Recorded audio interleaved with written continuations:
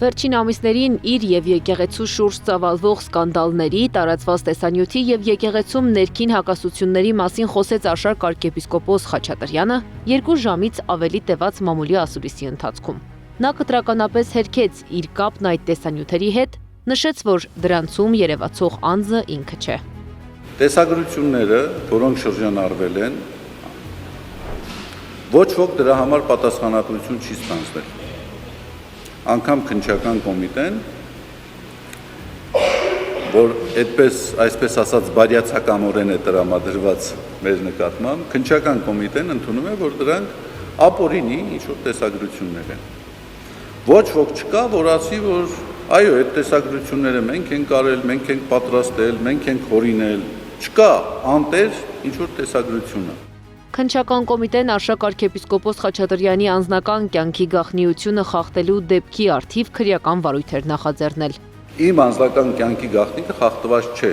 Խախտված չէ նաև իմ ընտանիքի անդամներից որևէ մեկի անձնական կյանքի գաղտնիության իրավունքը։ Դուք պետք է գտնեք այն անձին, ով հորինել է այս տեսագրությունը եւ ով տարածել է։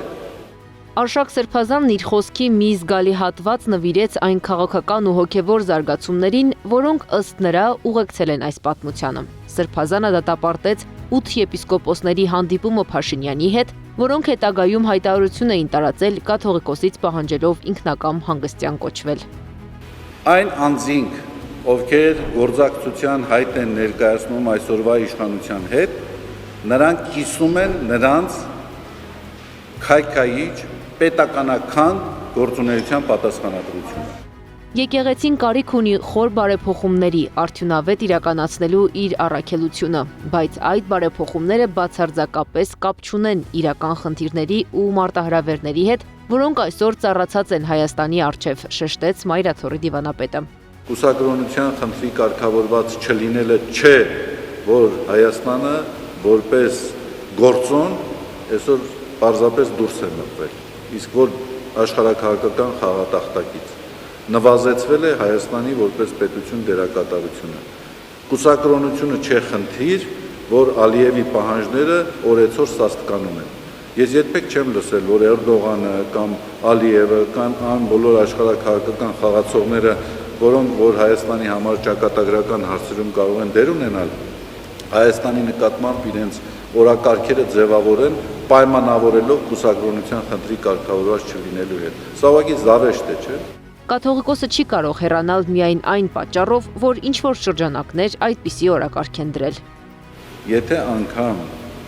վեհապարը ստեղծվի իրավիճակ, եթե անգամ այդպիսի իրավիճակ չի լինելու, մնա միայնակ, ոչ մի եկեղեցական աջակցություն չտրամադրի, միևնույն է որևէ մեկը որևէ ձևով